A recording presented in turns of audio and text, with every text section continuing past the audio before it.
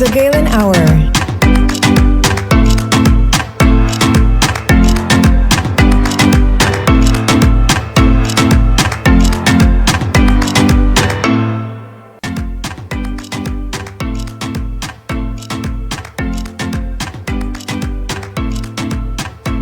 The Galen Hour.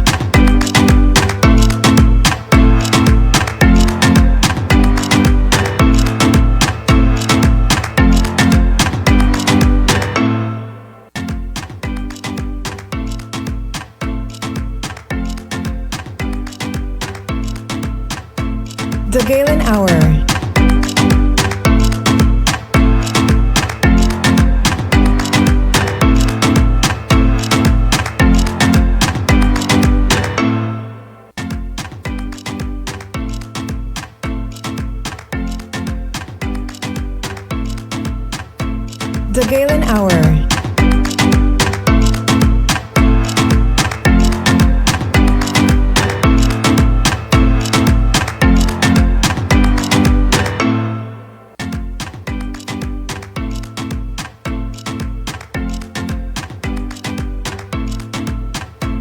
The Galen Hour.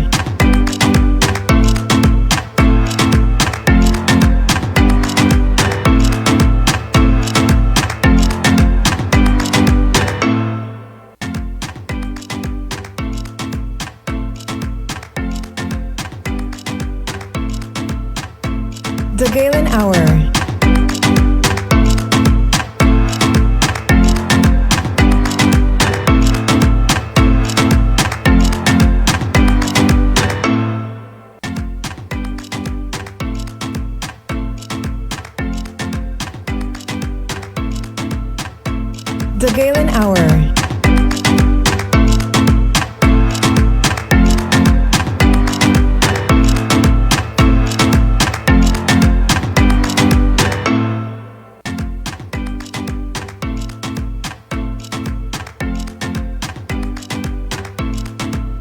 The Galen Hour. The Galen Hour.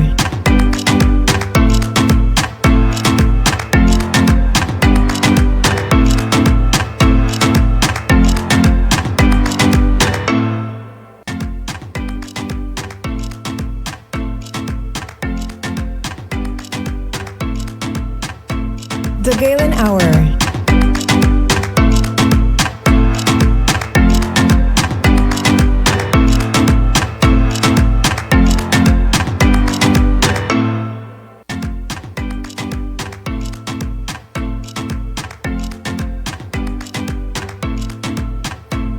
The Galen Hour.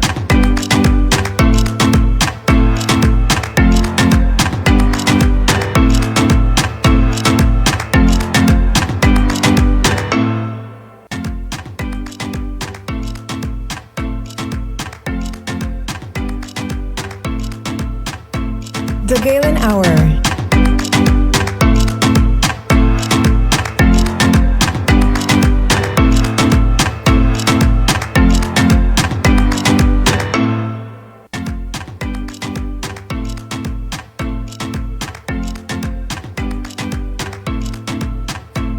The Galen Hour.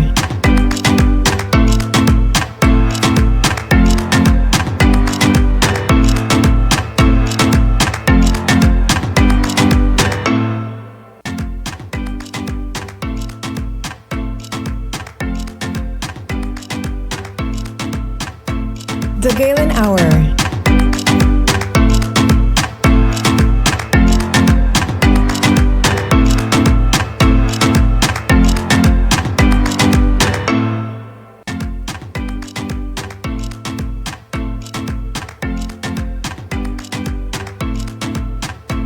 The Galen Hour.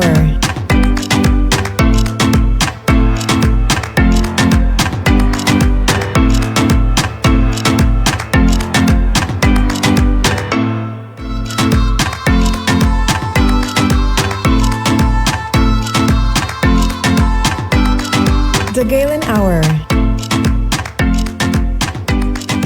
Every Thursday, 8 o'clock p.m. on Love Television and Facebook Live.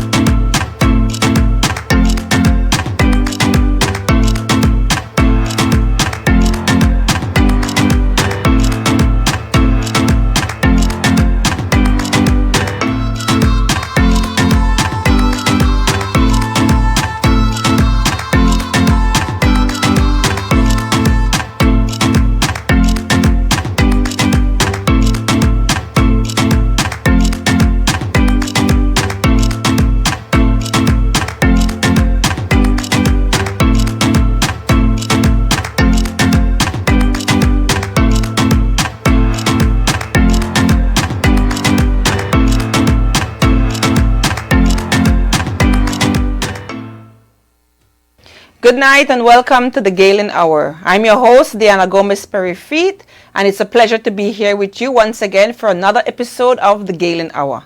The Galen Hour is a production of Galen University. It is a show that focuses on our Galen Eagles. You get to meet our faculty, our deans. We talk about our programs. We talk about all the wonderful things happening at Galen University.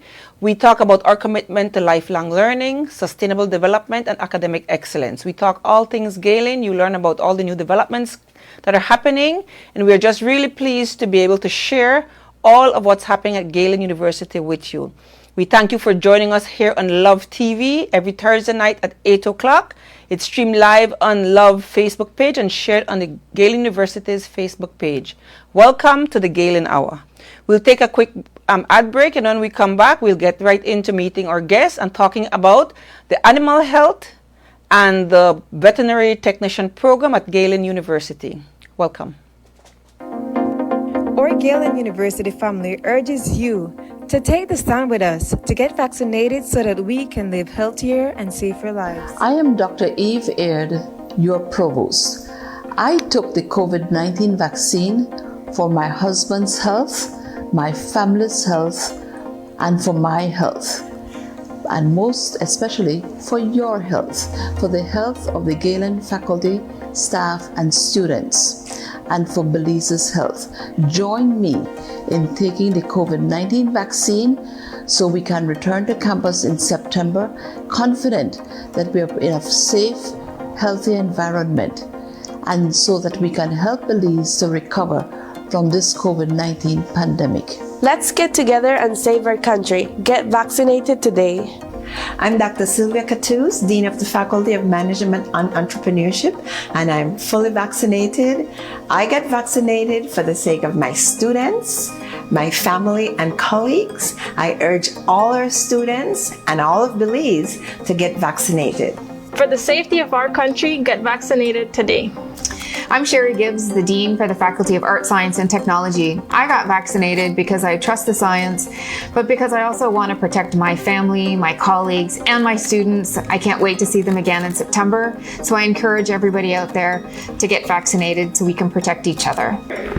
I'm Coach Bernie Tarr, and let's play our role and get vaccinated.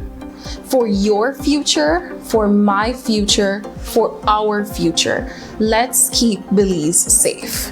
Galen University, promoting academic excellence, sustainable development, and lifelong learning.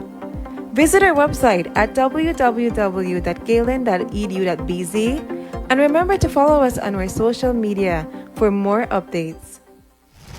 The Board of Directors, the Provost, faculty, staff, and the graduating class of Galen University cordially invite the family, friends, and stakeholders of the university to join us in our 18th commencement exercises. The virtual ceremony will be held on July 18th, 2021 at 10, streamed live on Galen University Facebook page and Love TV. Mark your calendar and join us in this memorable event in the life of our Galen Eagles and in our university history. I chose Galen because of its strong reputation, great scholarships. I came because I can take all my classes online. I was happy to see the emphasis placed on thinking, research, and writing. It is what I need to take me where I want to go. I like the way my professors use non-traditional activities to evaluate my progress. I am very grateful for the wide range of support that helps me to do my utmost best. Everything from tutoring to personal counseling, including the writing lab, the Success Center, and the e-library. Galen gave me the tools to turn my passion for archaeology into a career. If you want to connect with your inner champion to make the world a better place, then Galen is right for you. Apply online at our website and come soar with the Galen Eagles.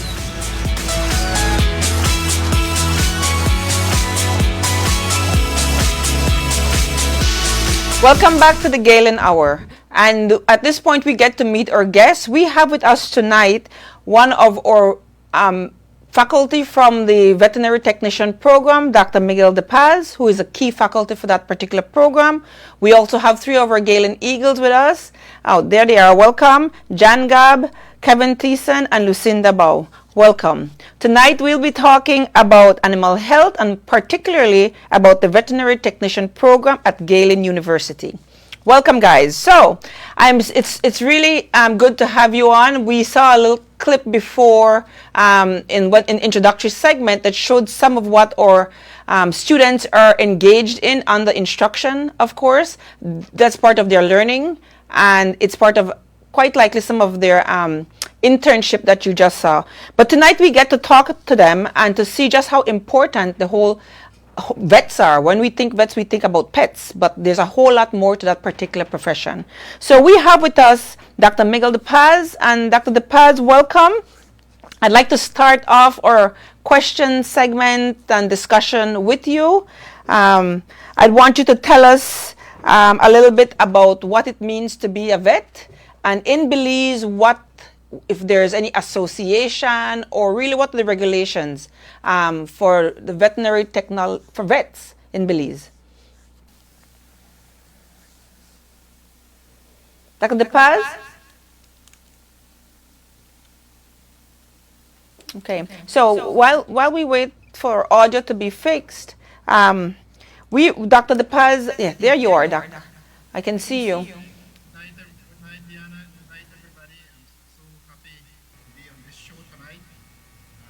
Veterinary medicine in Belize.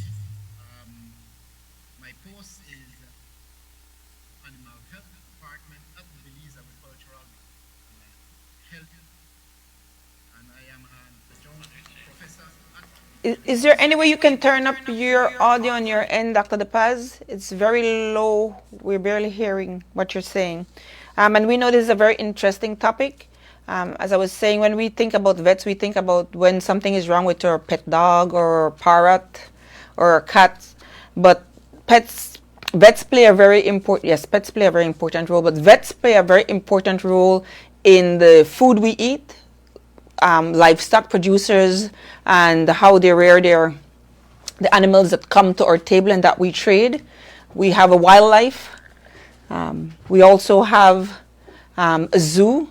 And so while we may just think vet and think or domestic animals or domesticated animals and the ones we have in our home, the role of a vet is really wide, and there's a lot more that goes on than meets the eyes, or that those of us who are not familiar are aware of.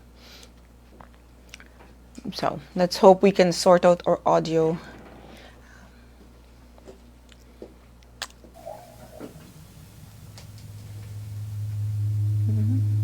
Hi Diana, can you hear me? Yes, loud and clear, Doc. Welcome back. Okay, thank you. Yeah, I was saying that I want to introduce myself first. I am by profession a veterinarian.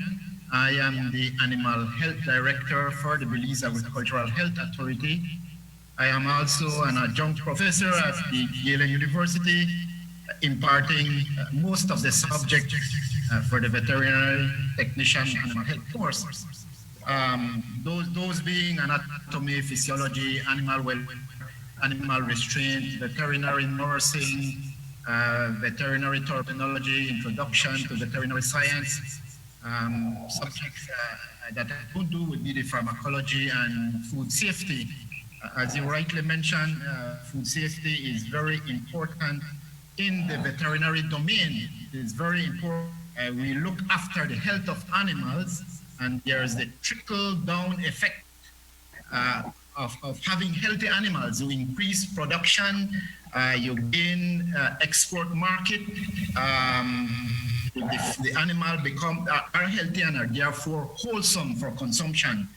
Food production animals, that is, and not pets. You must realize that in the veterinary domain, we look after pets and we also look after livestock, the health and well-being of those animals.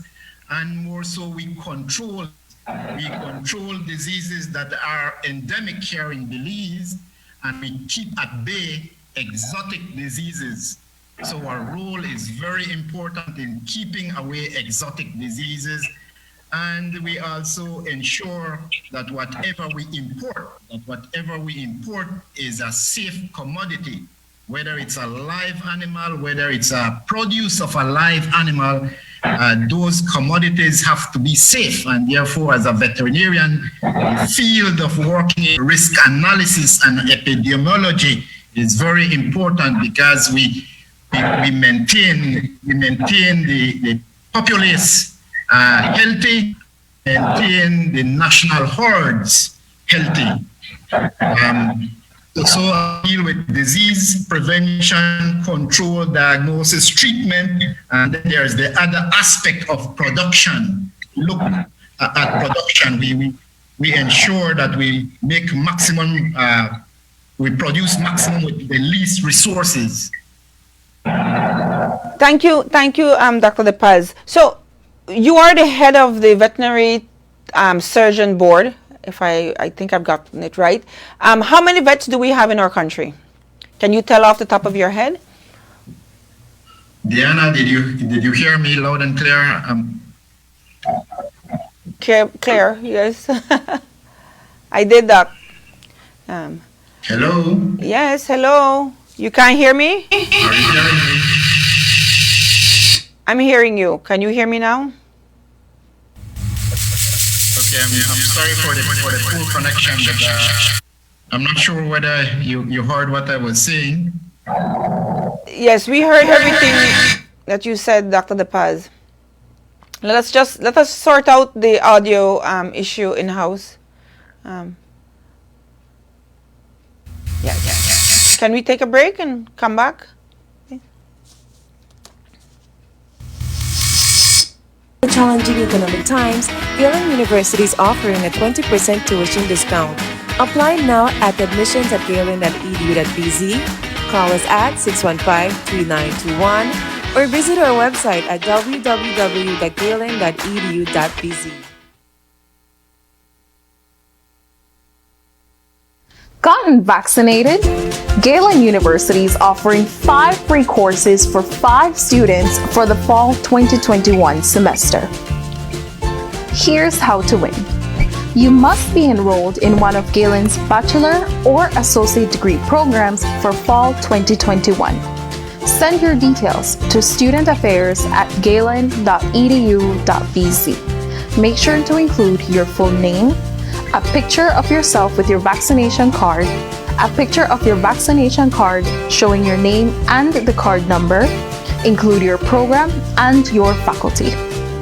The deadline is August 15th. For your future, for my future, for our future. Get vaccinated today. Galen University, promoting academic excellence, sustainable development, and lifelong learning. Hi, and welcome to the Galen Hour. Welcome back, everybody.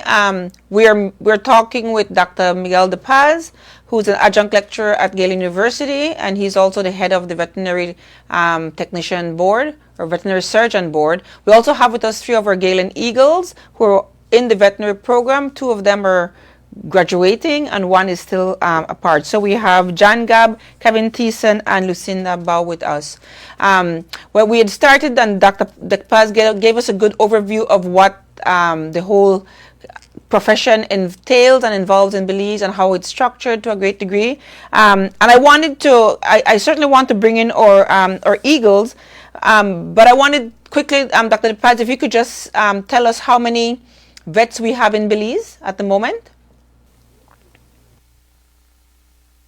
Approximately 35 registered veterinarians and about 19 registered veterinary technicians.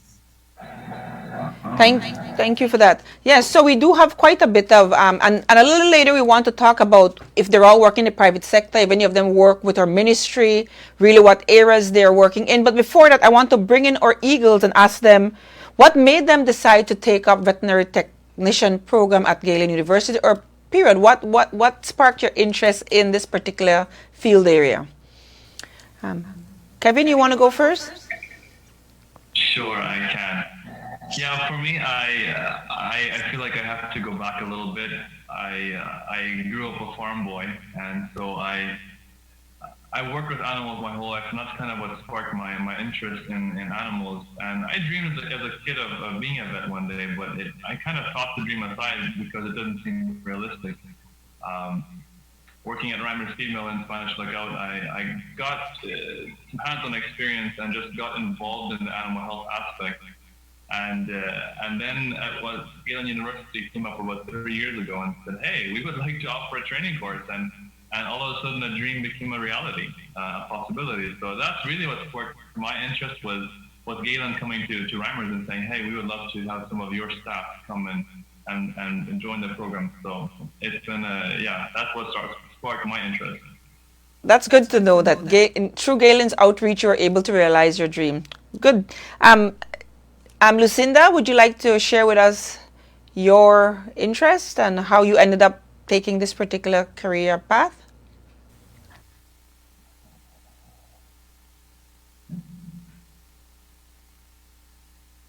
Hi, yes, I can.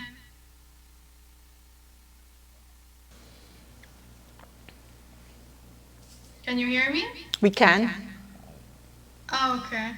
So my path was different from Kevin's. Like everyone else, I enjoy being around animals, but I was a kid that stayed home. So I didn't even know we had vets in the leads, and I didn't think we had any school or university that offered that type of education. So I learned that Galen had this vet program through my aunt, and she reached out to my parents, and that's how I became interested. I was always interested in it when I was young, but to know that a university offers like that program, so I could learn and have a degree in it. So I joined the Eagles. And we're happy that it worked out well for you. We at Galen, we really do try to meet the needs of our country and our nation. Jan, do you want to share with us how you ended up taking this path? Yes, so prior to Galen University, I was majoring in IT, but since I was a small child, I've always loved animals. I felt like I got that from my mother, but due to restrictions, I was not able to study, go abroad, or anything like that. A year back, a very dramatic event happened to me with my dog, and knowing the fact that I had no knowledge of how to help him and having to put him to sleep, that inspired me to take this chance. When I did find out that Galen University has the career path as a veterinary technician, I wanted to take it as a stepping stone. And I took what I knew, I transferred, and here I am at Galen University, and I'm enjoying what I'm doing so far. Right. I mean, it's good to know that Galen was actually able to help all three of you realize a dream, or at least hit the path that you knew you wanted from very young, whether you knew it was in the country or not. And Galen is able to meet your needs. That really is good to hear. We are living in COVID times. I mean, so several things come to mind. One, what Dr. DePaz mentioned about all vets have to be registered. So at what point do you as new...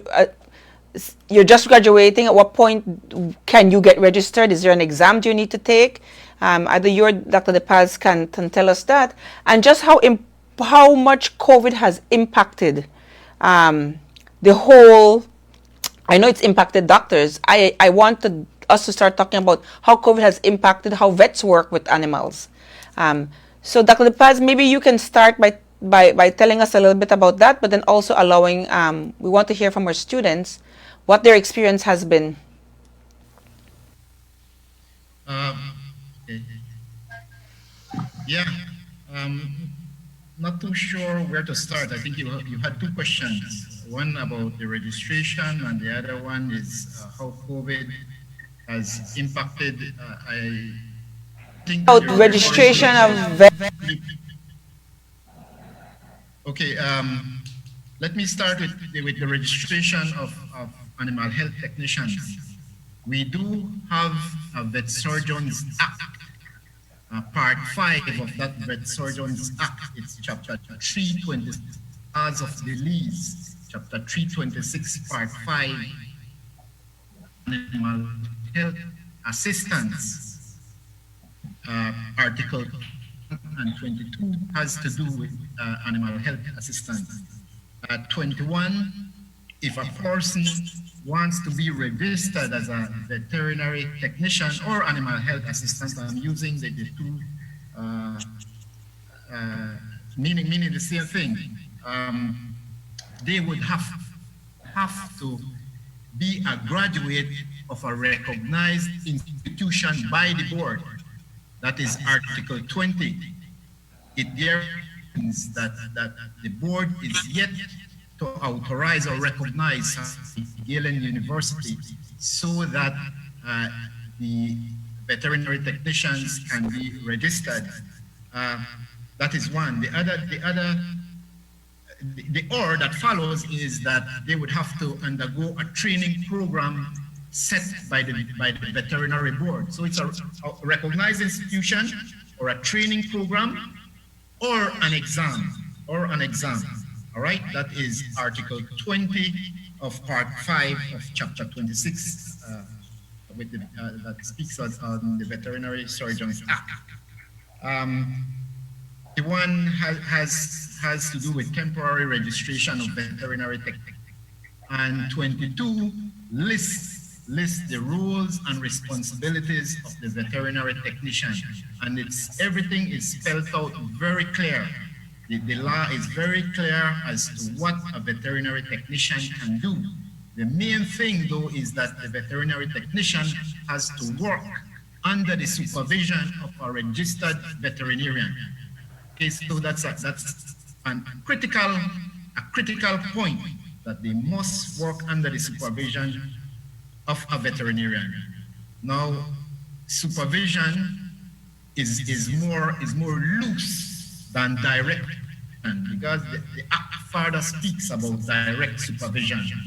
Okay, so I don't think we will get into those details, but the take-home message is that the veterinary technician carries out his or her role under the supervision of a veterinarian and can do everything that the registered authorizes that technician to do, less diagnosis, less providing a prescription, less doing surgery.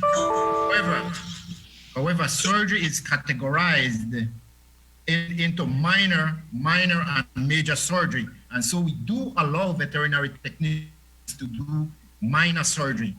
All right? And minor surgery entails castration of animals that may not require anesthesia. For example, a young pig, a young calf, a young sheep, a young goat. Those type of surgery, or surgery that has to do with wounds. So those type of surgeries is what we allow. Okay. Can I interrupt you right here, Dr. DePaz? And because I know our students would have been doing internship and working under the supervision of a registered vet.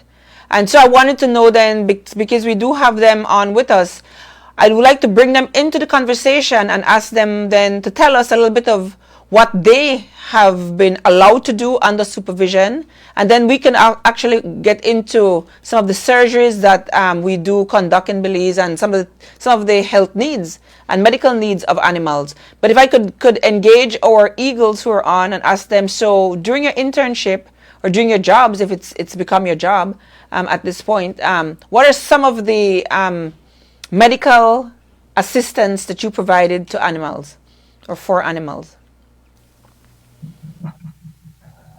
For myself, I was at Belize Wildlife and Referral Clinic for the last 7 weeks. But finished about a week ago now.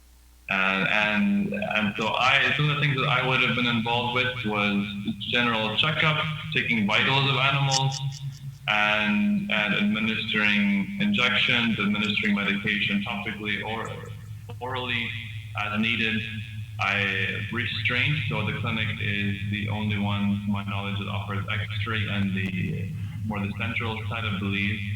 And so X-ray is something I would have helped with. So we're restraining animals for X-rays, making sure the position is proper so the veterinarian can properly get a diagnosis. And then basic husbandry, just caring for animals and making sure that they are well cared for is some of the things I would have done under the supervision of Dr. Isabel Durand. Jan or Lucinda?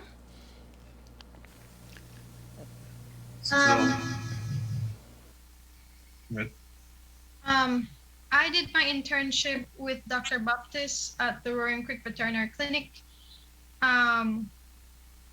I administered drugs under his supervision. He already had a vet assistant, so I mostly did things he did. So prepare animals for surgery, restrain animals, give vaccines and those things. I didn't do as much as Kevin did, but I still learned a lot. I have not graduated yet, but I do volunteer work. I volunteer with Dr. Petch at Pet's, our family clinic, downtown San Ignacio. I have assisted him on his supervision in administering injections, restraining techniques, administering injections, subcutaneous, intravenous, intramuscular, assisting him in tooth spayings and a dental. So I am getting the experience right now, the hands-on experience. I feel that's very important, especially for us in the veterinary field. Earlier this year, I think it was around January 2021, the news had spoken to the fact that our Ministry of Agriculture was informing our livestock producers that there were two transmittable diseases detected in the country. One was rabies, and the other one was Blackfoot disease. So obviously our ministry has to monitor these things, and I wanted to know when these types of diseases are on the rise, and we need to be obviously because they're going to affect our livestock. Who works with the ministry? How does the ministry? Which agency, or are there vets hired by the ministry? Who works with our livestock producers? And how do we bring these types of transmittable diseases under control? Yeah, I think that question is for me, Diana. Yeah. So you made mention of two diseases, rabies and blackleg. Normally, for the layperson's sake, we say blackleg, actually a group of clostridial disease, about 9 diseases that would fall under that group, and we refer to that group of diseases as blackleg. So when we say blackleg, we're actually talking about 9 diseases and rabies. And so those 2 diseases endemic in Belize. What endemic means is that it's here. The disease is here to stay. We have to live with the disease. So we refer to those diseases as endemic. But let me talk about specifically about rabies first. Rabies is % preventable. It's a viral disease, but it's % preventable. However, if your animal is not vaccinated and your animal gets infected with the virus, the mortality is 100%. All right? So despite being 100% preventable, if you don't vaccinate, the animal dies. And so there has to be a public campaign with our livestock farmers. And normally we do that in coordination with the Ministry of Agriculture and the Belize Livestock Producers Association, where we educate our livestock farmers to vaccinate their livestock. In 2014, 2015, cases were very low as it relates to rabies, and farmers got complacent during those years, 2014, 2015. Our livestock farmers got very complacent, and so we had a susceptible population, a susceptible livestock population. And so when the virus started, when I say virus, I'm meaning rabies, of the virus, and therefore the population was susceptible, and we had hundreds of animals. So since 2015 up to today's date, livestock, meaning cattle mostly, have been dying. However, the numbers are decreasing because farmers are being educated, and we have an awareness campaign, a sensitization campaign, and farmers are vaccinating their and hence we're seeing cases decrease. Paz, I wanted They need to be consistent with the vaccination. And so the little amount of cases that we are seeing is animals that are not vaccinated within the herd. In other words, young animals. So we're seeing cases in young animals because normally the entire herd is vaccinated at a given time of the year, and calves will be born and grow up to about 4 or 5 months of age without being vaccinated. And so we're seeing deaths in those young livestock for rabies. No. Yeah, I wanted to, since you're talking vaccination is a big deal in our country right now. And so there are two things I want to ask, and I think I'd asked it before, but we're talking about our livestock, the very food that we eat, being vaccinated. So I wanted to ask, does the vaccination that our livestock get, is it transmitted to us through our food and the food that we eat? One, and then I wanted to also ask about the COVID and how important it is and how it affected the whole livestock industry. So first, if you could, the issue of the vaccination given to our livestock that we consume. We go into the stores, we buy beef off the shelf, we go make with food. Nobody is thinking about what those cows were doing. We buy bacon, we don't think about what the pig were injected with. We buy chicken, and then we see now we're having a big uproar in our country about anti-vaxxers, and I respect everybody's position, but I'm saying, do we really know what's coming into our system through the very food we eat? Because vaccination is a way to stay, for us to stay healthy, not only us humans, but animals. So can you talk a little bit more about the vaccination part and how it can be transmitted? What the animals taken is transmitted to us through our food. Yeah, as I mentioned, 100% preventable. I'm talking about rabies. So if you did a good vaccination, the animal elicited a good immune response, then that animal is 100% protected. Now, how is the disease transmitted? The disease is not transmitted by consuming meat. That is not how rabies is transmitted. So hence it's safe. A person would not get rabies because of consuming meat. That is not how rabies is transmitted. Rabies is transmitted through the saliva of an infected animal, through the saliva. If a dog has rabies and it bites you, that saliva gets injected into your skin through that bite, and then it travels through the peripheral nerves and to your spinal cord and then to your brain, eventually affecting what we first the peripheral nervous system and then the central nervous system. So it's a disease that affects the nervous system, 100% fatal. So that is how it is transmitted. Cow has rabies. The way you can become exposed is by handling that cow. If you try and treat that animal thinking that it has an obstruction in the throat, and you introduce your hands, and your hands get a scratch, or by introducing your hand or already has a scratch, those are the ways in which you would get infected with rabies. The incubation period of rabies could run from 2 weeks to an unbelievable 6 years, okay? The long incubation period, but normally 2 weeks to. However, we must bear in mind that the incubation period can be very long. So when we suspect that somebody is exposed, we get in contact with the Ministry of Health, and the Ministry of Health categorizes that exposure. Once the Ministry of Health categorizes that exposure and determine that you need the post-exposure treatment, then the Ministry of Health will visit your home and ensure that you receive those shots. And so that is how we deal with rabies.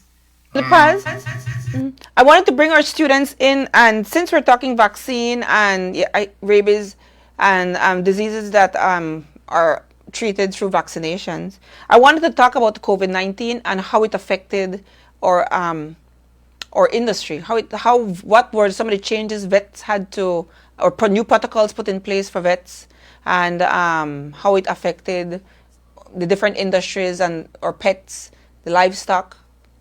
I'd like our students to, I would like to engage our students or Eagles were on, and some of the changes that they had to put in place?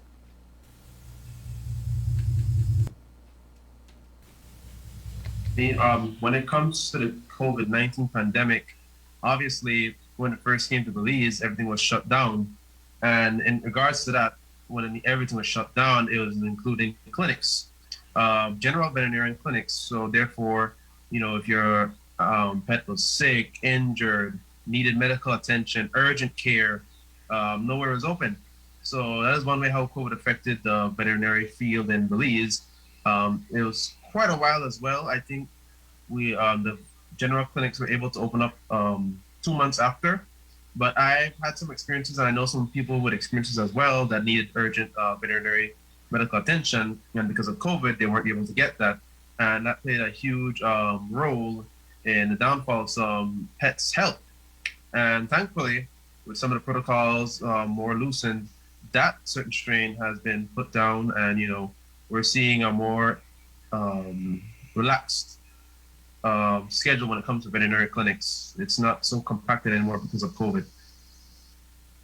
Kevin or Lucinda, you all had any experiences that you'd like to share? I'll speak from a little bit of a different angle. So I've been in Spanish Lookout during the whole pandemic, and the impact, the biggest impact I had seen to COVID with our food source has actually been with the challenge of supply. So maybe the one that hit the news was the poultry situation. There was a chicken shortage due to COVID, and the situation there that the poultry farmers have a program in place where they are purchasing the parent birds, the broiler breeders. Those eggs get purchased, those eggs get incubated, the chicks get brought to Belize, they get raised, and eventually they start producing eggs, which then those eggs are then hatched, and we get broilers from that. So that whole cycle got interrupted because there was too much chicken, and thus we had a point where we were short on chicken because the cycle had been interrupted, and we weren't. So some of the parent birds had to be euthanized to monitor the excess level of chicken at one point. But then when the economy started coming back, we then had a shortage because the chain has been interrupted, and it was due to the fact that COVID messed up that cycle. So that's something from a farming standpoint. I mean, of course, the livestock or the cattle export has been a tricky one, and that's of course a legal situation I don't want to get involved in. But there's a lot of export happening to Guatemala that was at one point stopped, and so cattle farmers were in a very tight situation because they were not able to move their cattle. And so I think in Belize, maybe the one I have felt most is chicken hasn't been available as much. But aside from that, farmers had to feed their animals, but their income was lower. And so some farmers would cut back and say, I can't do this anymore because there's not the income and I don't want to sell them. So that's some of the impact that COVID has had on the livestock industry, at least.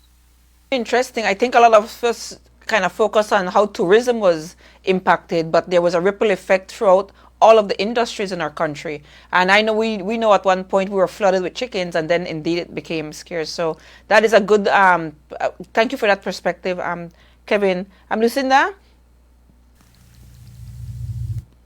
Yeah, so my experience was different. My experience was based on my internship. And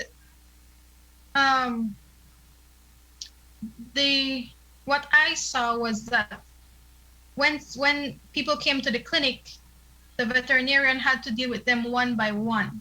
And depending on what the case was, some like if it was a vaccination, it would take like 10 minutes. But if it was like a walk-in that came in with an animal that was like close to dying, it would take a while. So people would have to wait outside the clinic to get their turn to be dealt with. So that eventually I saw that people, since the line was probably like 3-4 people would be outside the clinic. And so when the fifth person came, that person didn't want to wait that long. So that was one customer out. So that's what I was exposed to during my internship. Those are all three really good perspectives on how COVID affected us. And really, when we think about it, nobody was spared, not human or animal, in terms of the impact of COVID. And we know for certain our economy and our society was impacted. I want to ask one last question before we take a short break. And I want to say, are there any disease that you've seen transmitted from animal to human? I know people like to kiss their pets sleep in beds with children. With people or with children. Sometimes people don't draw a line, and that's fine. Each of us to what our preferences are. And so on the home front as well as on the farms, are there any diseases that we know can easily be transferred? So we need to be aware of how we interact with animals? One of the first, I might know this best, but the biggest concern I see, it may sound small, but is parasites. If you don't deworm your pets, your children, which may spend time with your pets, can get those same parasites, and some can be fatal. So parasites is the first one that comes to mind for me. Any others? Anybody? Okay. So we'll take a quick break, and we'll be right back with some more information on animal health and the vet program at Galen University.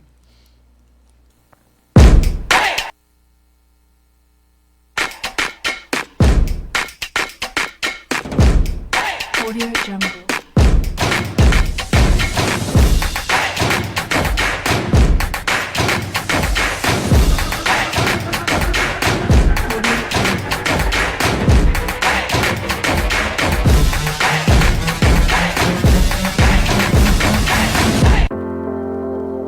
I chose Galen because of its strong reputation, great scholarships. I came because I can take all my classes online. I was happy to see the emphasis placed on thinking, research, and writing. It is what I need to take me where I want to go. I like the way my professors use non-traditional activities to evaluate my progress. I am very grateful for the wide range of support that helps me to do my utmost best. Everything from tutoring to personal counseling, including the writing lab, the success center, and the e-library. Galen gave me the tools to turn my passion for archaeology into a career.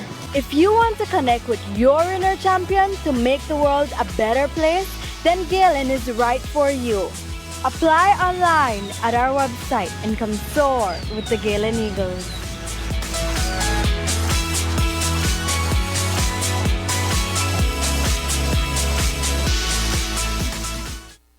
Did you know that Galen University is offering a 20% tuition discount? In recognition of the challenging economic times, Galen University is offering a 20% tuition discount. Apply now at admissions@galen.edu.bz, call us at 615-3921, or visit our website at www.galen.edu.bz.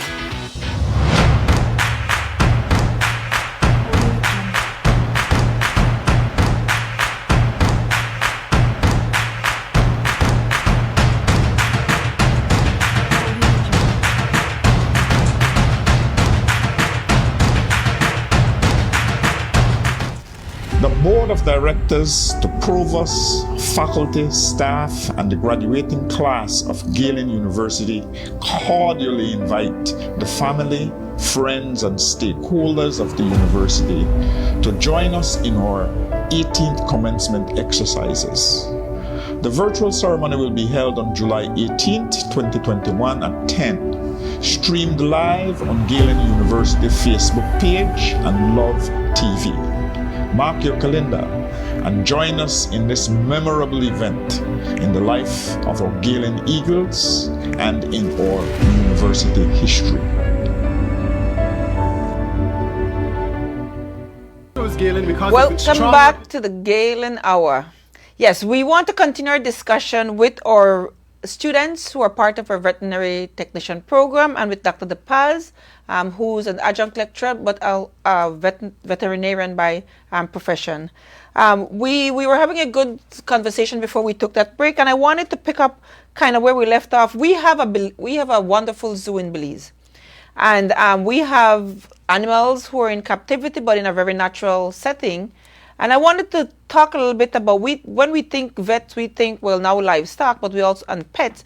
But how about caring for the animals at the zoo or even the wildlife that share this beautiful country with us? How are they cared for? Dr. DePaz? Okay. Okay.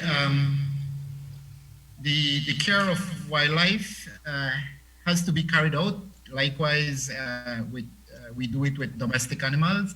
One thing about wildlife, we need to be very careful. I want to make mention that YE is the World Organization for Animal Health, and they list diseases, the animal diseases. And here's an important data. 60% of all animal diseases are zoonotic. 60% of all listed animal disease in the OIE terrestrial code are zoonotic. It means it can be transmitted to humans. So looking at it from that angle, we always need to ensure that we take proper safety measure. We call it biosecurity measures. Earlier we had a little discussion of COVID, but we didn't go into the how it affects animals. The good part up to today's date is that animals is not the engine to sustain COVID. We know that it is humans. However, it is believed that the virus was in wildlife, and the genetic sequencing of the virus indicates that it has 98% similarity to the virus found or shoe bat, and it is believed that there was an intermediate host. Talking wildlife, it is believed that there was an intermediate host. You have all heard about the civet. The civet, a wild animal in Asia and Africa, and it is believed that that acted as the intermediate host, and then it made the jump to human, and it is the human that is sustaining the circulation of the virus. Remember, the virus needs a host, and if it kills the host, it wants to find another host. That's the nature of the virus. So I just went into this because I wanted to cover a little bit of COVID in animals. Livestock is not susceptible to COVID. Poultry is not susceptible to COVID. There are species that are very resistant. Cats, however, cats are more susceptible, but the most susceptible in animals at this time is the mink. So there have been the khilaf of the sacrifice of millions in Europe because it transmits easily within that species population, and it has even jumped from that population to human. That is the only known case, I think, at this time where it has proven that it moved from the mink to humans, and so they had to depopulate millions and millions of mink in Europe and in the United States. Mink, as you know, are used for to make coats for humans. Cats, we do know that cats got it with the virus, and therefore when a person is suspected or positive, those pets should be isolated from humans, and the humans that should look after those animals should take proper biosecurity, and they should not be suspected or confirmed with the COVID virus. I just wanted to mention that little aspect about COVID in animals. It's dangerous to be around animals if humans have the virus, because the virus could be transmitted from human to animals, and in that animal can become a reservoir of that virus, and that virus can evolve in that host. And evolve could mean that it changes its ability and its virulence in that host. So those are the things that are complicate the control of this pandemic. Animals could complicate it in that if they become a host and the virus evolves in them and changes their transmissibility and virulence. I wanted to make sure that I brought Dr. across DePaz, that point. thank you so very much for bringing that up. That is an absolutely important point that you brought up, and I'm hoping our listening audience are hearing you.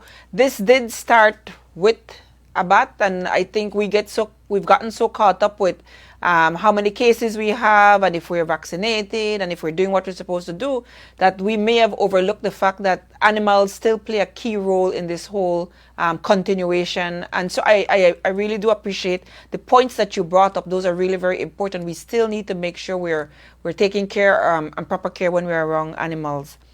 I think it's a good point to bring in the Belize Agricultural Health Authority, or well, not to bring them in, but to talk about them, because they are an entity that works within our country, and they're very crucial, and they do fit in and assist with shortcomings within our veterinary abilities, as well as when it comes to trading of any of our livestock or food or products, and even trade going out and coming in. So would you, any of you, be able to talk a little bit more about the role that BAHA plays in this whole process?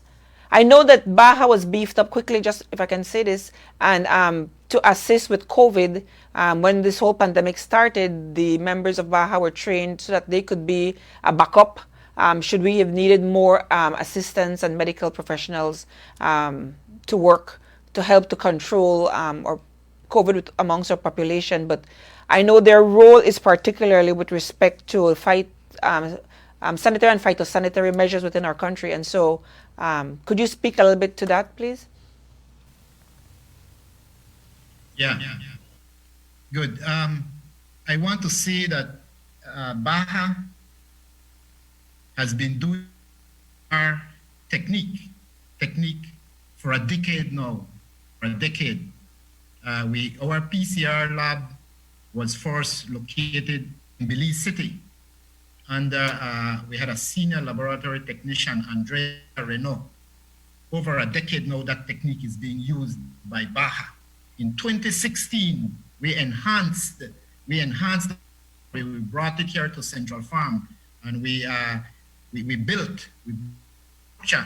However, we had the technicians trained. We had PCR machine for a decade now. I mean, what we have now is new upgrading. We have upgraded. So I want to bring that point across, that I think that BAHA is the pioneer, or were the first entity that had the capacity, the capability of doing PCR. Unfortunately, that was not capitalized on the precise moment.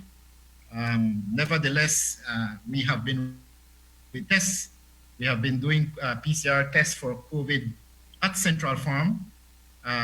We have recently made a halt because of other responsibilities. In other words, our laboratory need to renew its ISO 17025/2017. That's an accreditation status that our laboratory has, where there's a quality control. And so we have a momentarily halt with the testing because of having to renew that accreditation that we have. So we are providing support to the Ministry of Health. So that is one good, important role that we are doing, and I wish done it at the advent of the. I just hope we had done that much earlier. Because they really do play a very important role, and they're good at what they do. I wanted to ask, because we're kind of running out of time, but I want to ask, are there, and I want to engage our Eagles here again, are there any particular areas of specialty that we need in country? Do we need dentists for our pets? Do we need, well, I know we have a bunch of surgeons, but are there any specialties that persons who are studying veterinary technician and who want to move forward, are there any particular things that we need within our country? What areas would you What are, well, maybe I should, let me rephrase this question. What are areas that our students would be interested in, and what are some of the needs that our country has with respect to specialties in this particular field? Well, when it comes to veterinary medicine, we all know you can't be an expert in everything related to veterinary medicine. So veterinarians and veterinary technicians, likewise, they can be specialized in many different aspects. For example, like you had mentioned, dentistry. There's also anesthesia, internal medicine, emergency and critical care, nutrition, pathology. Not only veterinarians, like I said, veterinary technicians can be specialized in these areas as well. Currently, I do not believe Belize has any specialties when it comes to veterinarians. It's pretty much just general clinics. But I do believe Belize should look into these specialties when it comes to veterinary medicine. For example, this could be heart disease, dermatologists in regards to allergies and skin problems, allergy testing for your pet. Some general clinics don't offer this, and that's where the specialty comes in. So I'm hoping in the future that we could get this for veterinary technicians and veterinarians likewise in Belize. Very good. I see is large animal medicine. There is an insufficient number of vets that want to and have the desire to work out in the field with large animals. So that is something that really needs to be done. But that's the hard and dirty work of a veterinarian. But that is a needed one for sure. Large animals. I mean, what are the large animals in Belize? Cows, or are we thinking bigger horses? Pigs, sheep, and those kind of animals. Yeah. Okay, good. And there's also, I know the Belize Zoo has a program where they work with Cornell University and their veterinary program, where students who are in their program come to Belize along with their teachers and vets, and they work through our Belize Zoo and on the wildlife. And so is that an area that we need in Belize, where we would need a specialization or a vet who specializes in that? Because I guess all of us have teeth. And I found out when we made our visit to the zoo that the jaguars, they need their teeth fixed, and some of the other things that John mentioned. So is that an area that any of you believe we have a need for or in? The clinic I spent my time at was the Belize Wildlife and Referral Clinic, and they do deal with wildlife. So there is a need for it for sure, and there is someone that is doing some work already. I'm not saying there couldn't be more, but there is definitely a need for wildlife vets, especially because they can often be the first person or the first person that will see exotic diseases. Good. So we're almost out of time. So what I wanted to do is ask each of you to give your last words. What would you say to students who are interested in coming to take a veterinary technician program at Galen? Do you have any words of encouragement? Anything, if there's anything that you engaged in or experienced during your program that you'd like to share. So if we can start with Lucinda, since we didn't hear from her just now. Lucinda, would you like to start us off? Yes, no problem. So unlike Kevin, if I could use him as an example, he worked at Reimers before. I have no prior exposure or experience whatsoever.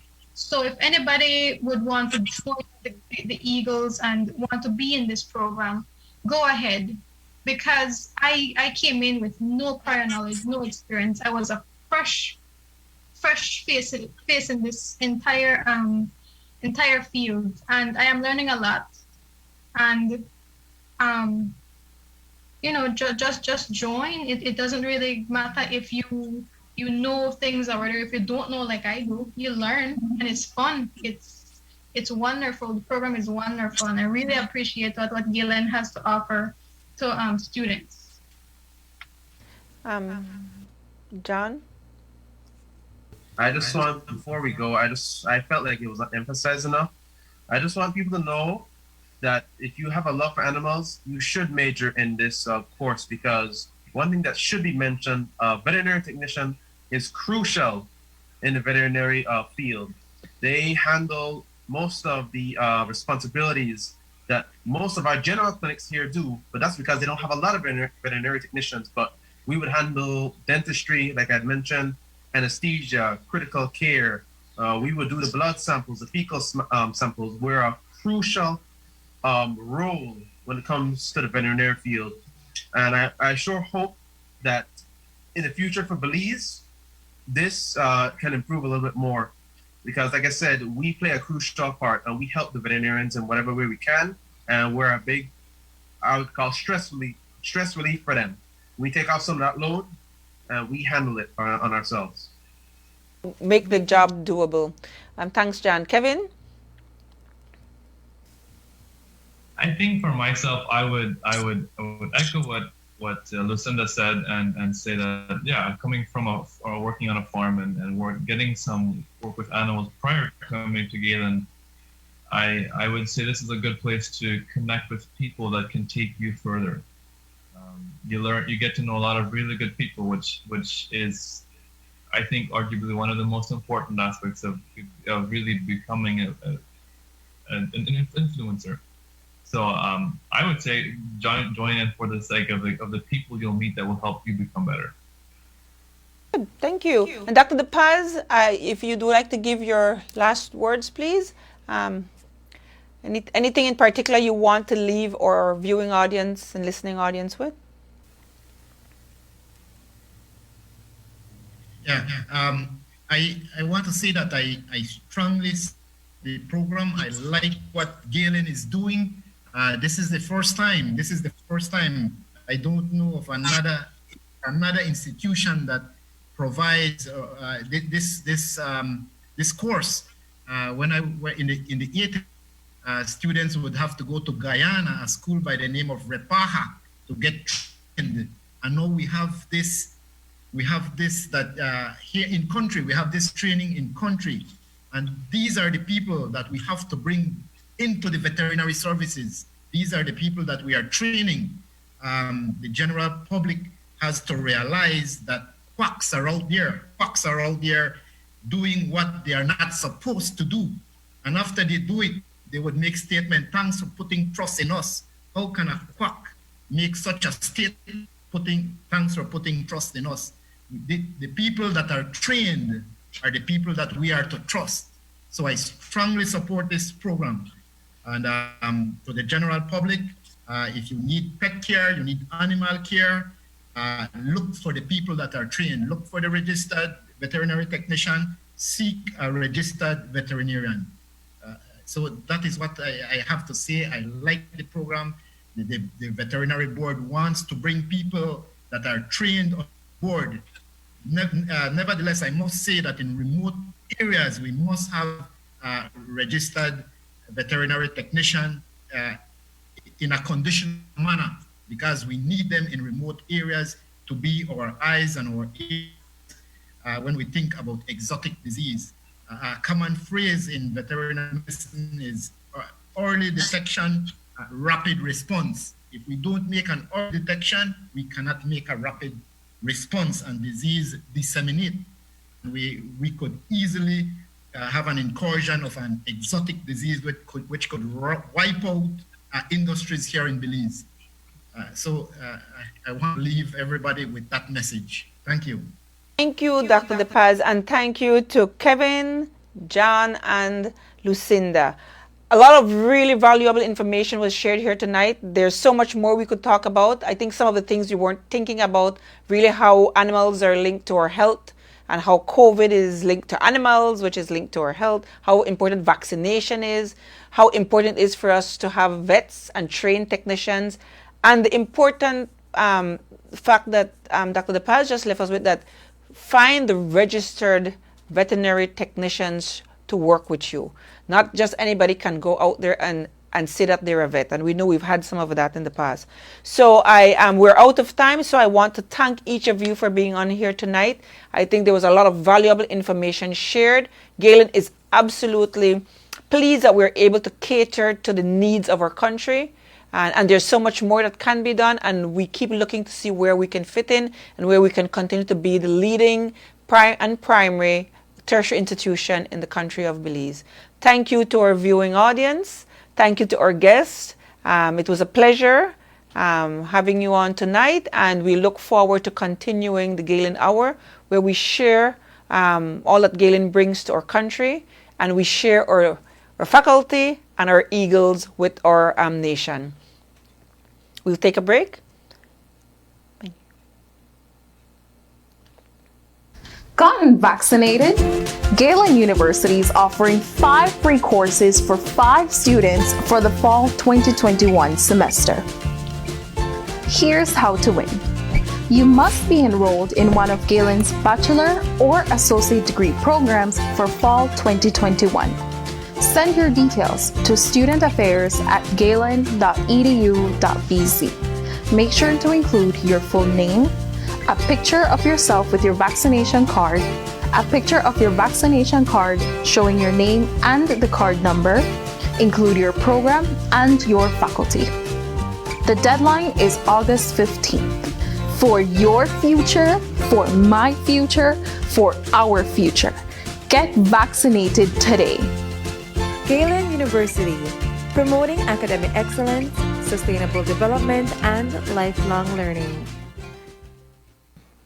Welcome back to the Galen Hour, and I want to use these last few minutes to tell you thank you for tuning in to the Galen Hour, where you hear all things Galen. We're here live every Thursday night on Love TV.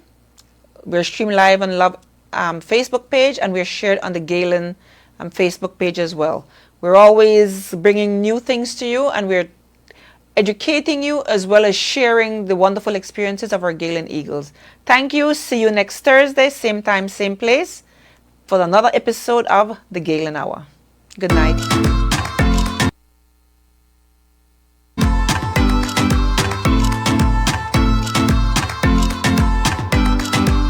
The Galen Hour. Every Thursday, 8 o'clock p.m. on Love Television and Facebook Live.